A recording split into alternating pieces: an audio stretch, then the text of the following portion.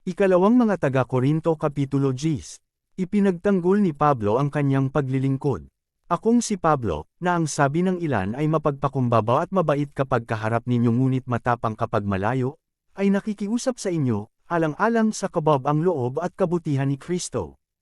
Ipinapakiusap kong huwag ninyo akong piliting magsalita ng mabigat, pagdating ko riyan, dahil kaya kong gawin iyon sa mga nagsasabing kami namumuhay ayon sa pamamaraan ng mundong ito.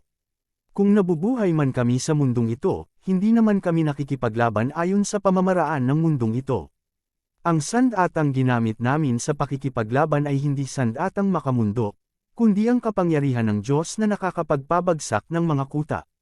Sinisira namin ang mga maling pangangatuwiran, ginagapi namin ang lahat ng pagmamataas laban sa kaalaman tungkol sa Diyos, at banibihag namin ang lahat ng isipan upang matutong sumunod kay Kristo. At kung lubusan na kayong sumusunod, nakahanda kaming parusahan ang lahat ng sumusuway. Ang mga bagay na panlabas lamang ang tinitingnan ninyo. Kung naniniwala ang sinuman na siya'y nakipag-isa kay Kristo, isipin niyang kami man, tulad niya, ay nakipag-isa rin kay Kristo.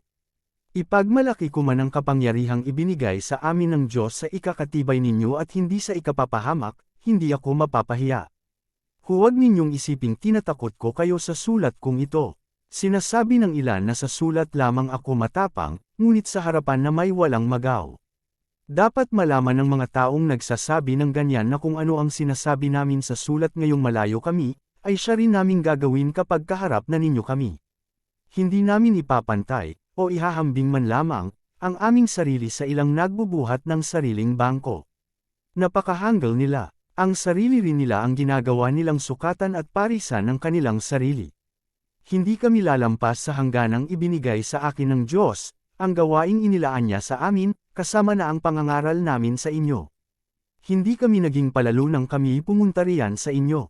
Hindi ba't kami ang unang pamaryan at nagdala sa inyo ng magandang balita tungkol kay Kristo? Hindi namin ipinagyayabang ang pinaghirapan ng iba.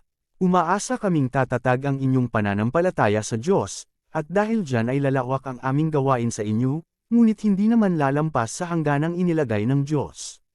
Sa gayon, maipapangaral naman namin ang magandang balita sa ibang mga lupain. At hindi namin aangkinin ang ginawa ng iba. Tulad ng sinasabi sa kasulatan, kung may nais magmalaki, ang ipagmalaki niya ay ang ginawa ng Panginoon.